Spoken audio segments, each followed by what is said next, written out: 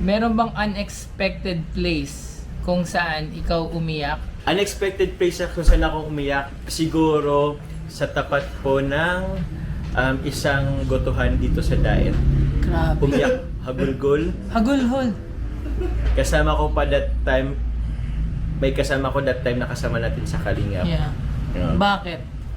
Ba't ka umiyak nun? Ng That todo? time po siguro, bago pa lang po ako sa Kalingap, very fresh pa din po yung pagkawala ni Papa. So, yun. And also that time, syempre po bago sa Kalingap, bagong environment po sa akin ng pagbablog, hindi pa po ako immune sa bashing that time. And that time nababash pa ako. So, magulgol, labas, as in may mga dumadaan po that time na sasakyan. So nakakaya rin. Nakakaya pero yun, wala ako sa kotse, wala ako sa ano po So nasa tabing kalsada lang Grabe. talaga. So, grabing emotions yung time na yun. Sobrang emotion. Hindi nakatulad dati sa bashing Good thing si po Jomar. na ano ko na rin siya, nai-handle ko naman na siya. So, yun. Thankful naman ako sa ngayon na okay na ako kahit papaano. Wow. Thanks sa honesty, Kuya Jomar. Nag-ghost ka na ba? Or nagawa mo rin yung ghosting sa iba? Ano ba? Yung parang yata kami, nag-ghosting yata kami. Kasi paano ba? Nag-ghost ko siya, ginost niya ako, parang gano'n. May ganun. Meron kasi parang 1 week na sobra kaming mag-chat.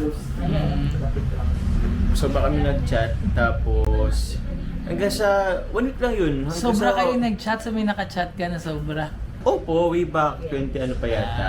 Okay. College days. Okay. Siguro third year Nice. college ako. So, 1 week kami magka-chat as in, uy, kain ka na. Okay na. Uy, Tulog ka na. na. Ganon. Tapos, Ang sweet mo talaga na paano? sakto lang na, Di naman, hanggang sa, wala na, bigla na lang nawala. Bigla na lang nawala. Tapos kami nawala na lang yung ano. Paano na feeling nun? Pag ganun. Ano po? Paano feeling pag bigla ka na lang? Siguro yun yung sabing pinagtagpo pero hindi tinadhana. Kasi may nakatadhan ng mas... Oh, magaling. May nakatadhan ng mas okay. Mas okay. So, yun po. At kung ano nangyayari ngayon sa buhay mo, okay ka ngayon. Okay po ako ngayon. Masaya. Masaya ang puso, masaya. Lahat naman po masaya. And I think, tingin ko masaya mga fans ninyo at audience pag kayong dalawa masaya. Ay, yeah. Thank you po. Salamat ulit sa honesty. Siguro, one of the biggest fear ko din ngayon, siguro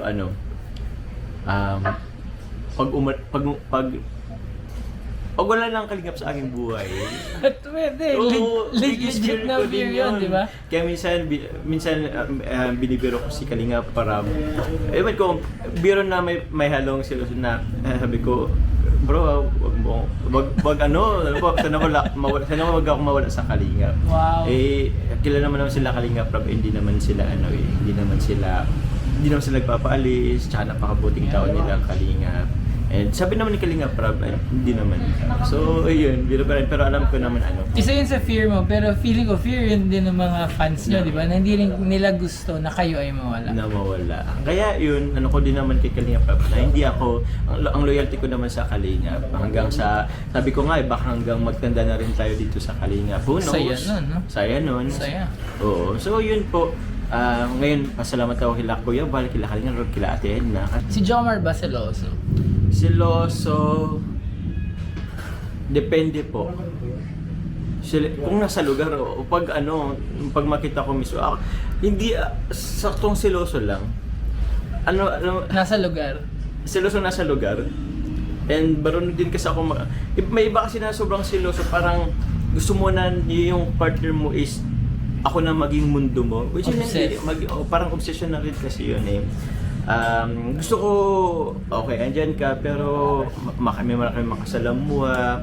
Tsaka mararamdaman mo naman yun kung parang mayroon Nararamdaman. So, ikaw ba feeling mo may karibal ka sa puso ni Carla? Wala na. Sa mga casual lang siguro viewers, baka meron. Pero dito naman sa Kalingap, wala naman. Wala po. Pero hindi naman po, hindi po.